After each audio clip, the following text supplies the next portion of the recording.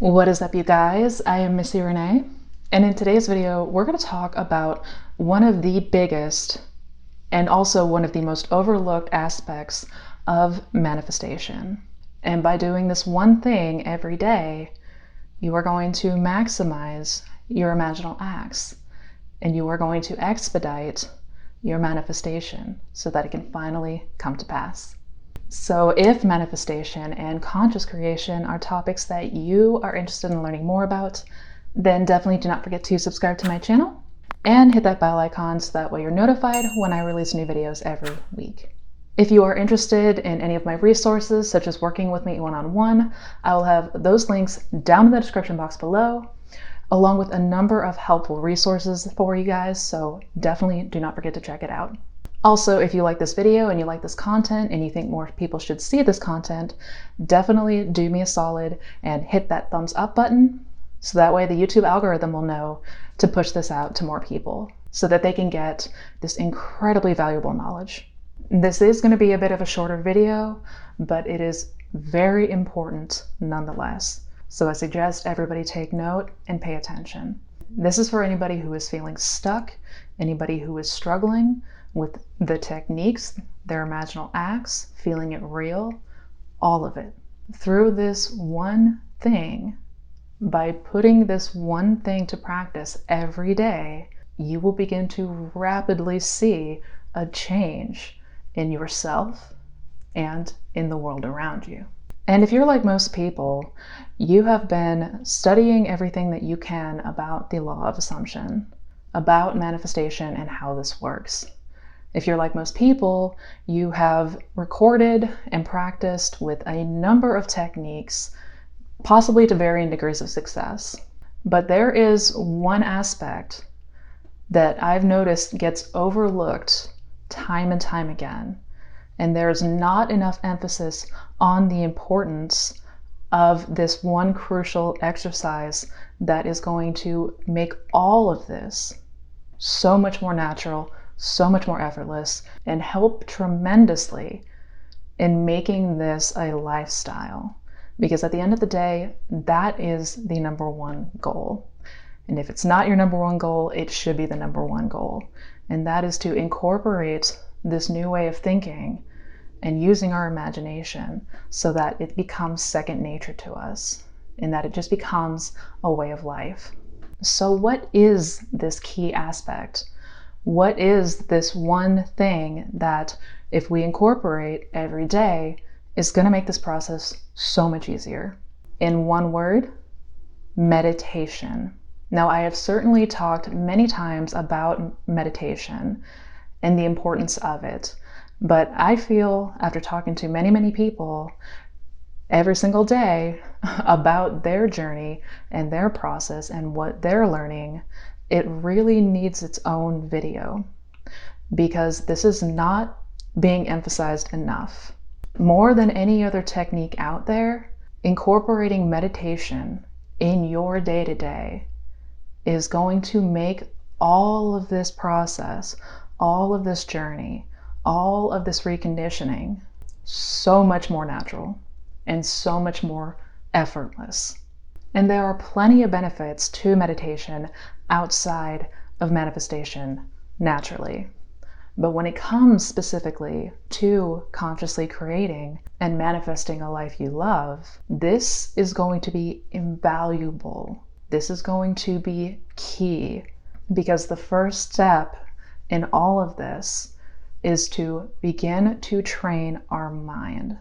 This is all about, at the end of the day, mind mastery and reconditioning all of our subconscious beliefs and assumptions and concepts of self that no longer serve us, which is the first and biggest hurdle for most people when they are new with the law. And this all goes back to the relationship between the conscious and subconscious mind. And that is one of the most important things to learn about and something that we should all know going into this. And for those of you who may not understand that relationship between conscious and subconscious and the role that it plays, the very important role that it plays in manifestation, you can check out a video that I made that talks all about it. I will leave it up here and also down in the description box below.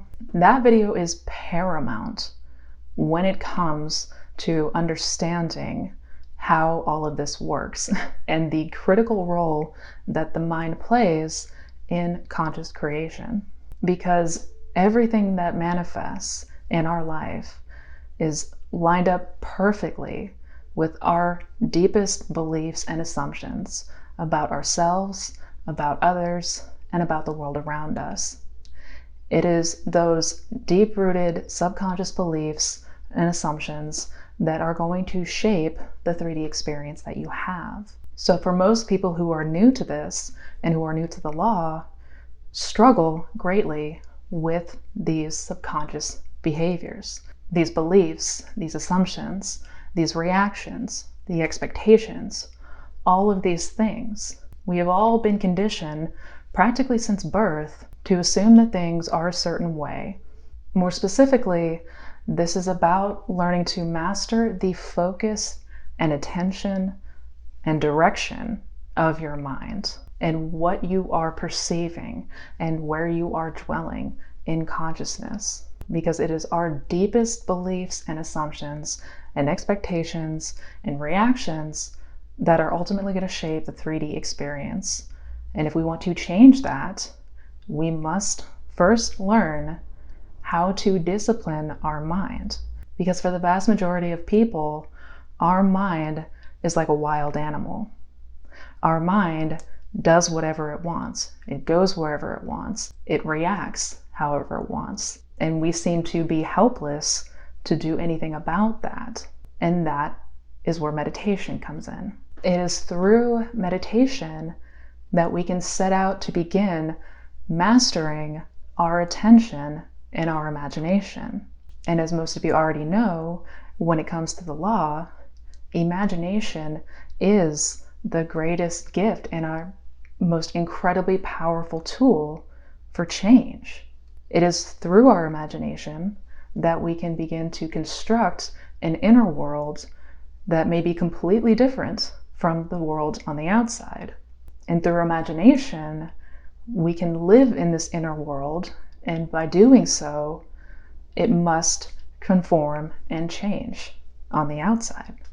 As Neville famously said, meditation, like sleep, is the doorway to the subconscious. This is how we begin to get underneath all of our conscious layers, the surface layers, so to speak, and begin to really implement the lasting impressions, the desired concepts and beliefs that we wish to embody.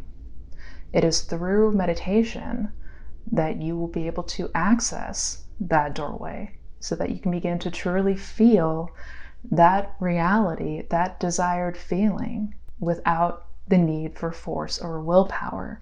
And when it comes to meditation, I do get a lot of questions. So I kind of want to break a couple of those down, the more frequently asked questions that I get. So again, there is a better understanding going forward. And the first question I always get is, what kind of meditation do I do? And for most people, if they implement meditation, it's usually in the form of a guided meditation, which is absolutely fine and wonderful. But I suggest strongly spending 5 to 10 minutes once or twice a day sitting in silence and focusing on the breath, or just being aware. In effect, you are shutting off the senses and going within. And at first, you're going to notice that your mind goes all over the place. This is normal. This is to be expected. But every time that you do this, it's going to do two things. One, it's going to better help you focus your attention.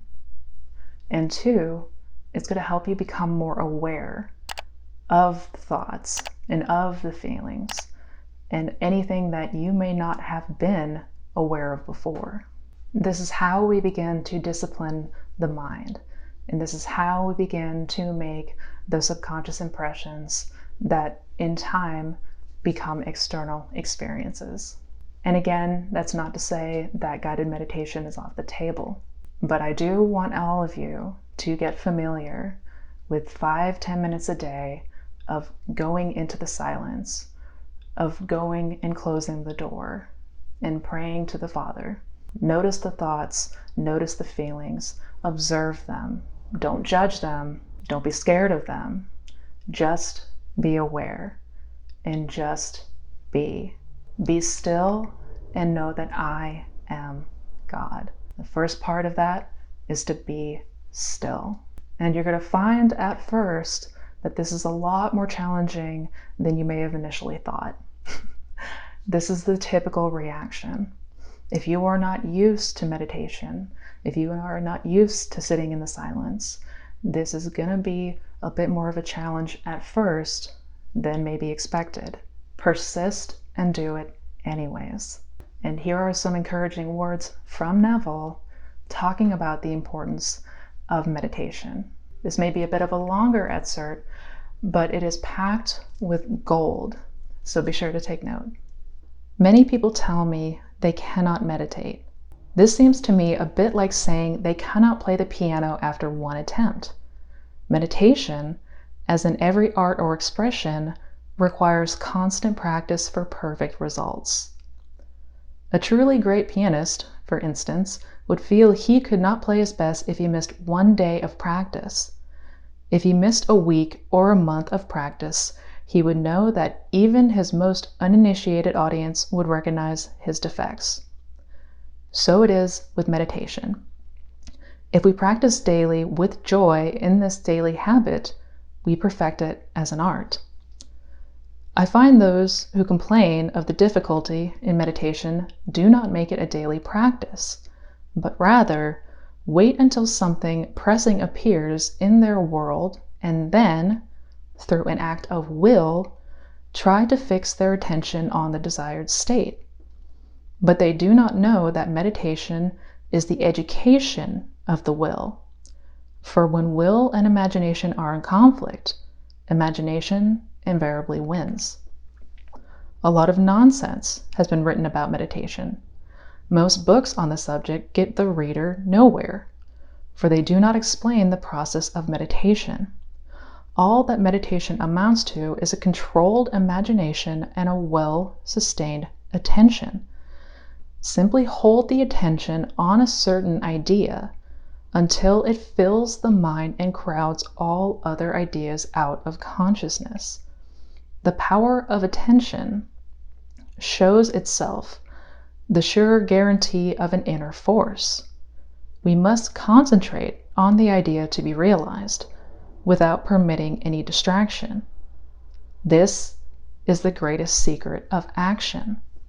Should the attention wander, bring it back to the idea you wish to realize, and do so again and again until the attention becomes immobilized and undergoes an effortless fixation upon the idea presented to it.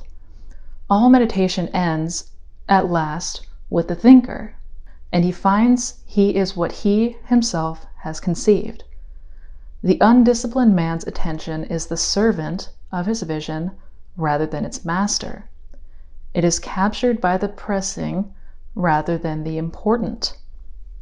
In the act of meditation, as in the act of adoration, silence is our highest praise. Let us keep our silent sanctuaries, for in them the eternal perspectives are preserved. Day by day, week by week, year by year, at times where none through love or lesser intentions were allowed to interfere, I set myself to attain mastery over my attention and imagination. I sought out ways to make more securely my own those magical lights that dawned and faded within me. I wished to evoke them at will and to be the master of my vision. I would strive to hold my attention on the activities of the day in unwavering concentration, so that, not for one moment, would the concentration slacken. This is an exercise, a training for higher adventures of the soul. It is no light labor. The plowman's labor, working in the fields, is easier by far. Empires do not send legions so swiftly to obstruct revolt, as all that is alive in us hurries along the nerve highways of the body to frustrate our meditative mood. The beautiful face of one we love glows before us to enchant us from our task.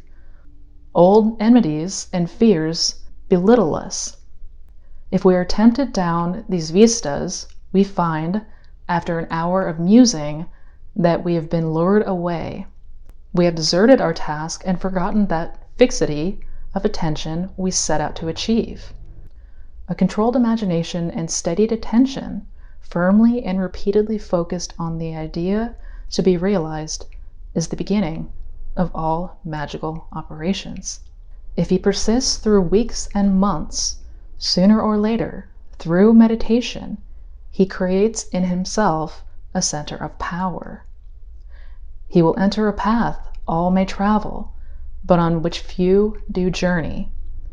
It is a path within himself, where the feet first falter in shadow and darkness, but which later is made brilliant by an inner light. There is no need for special gifts or genius.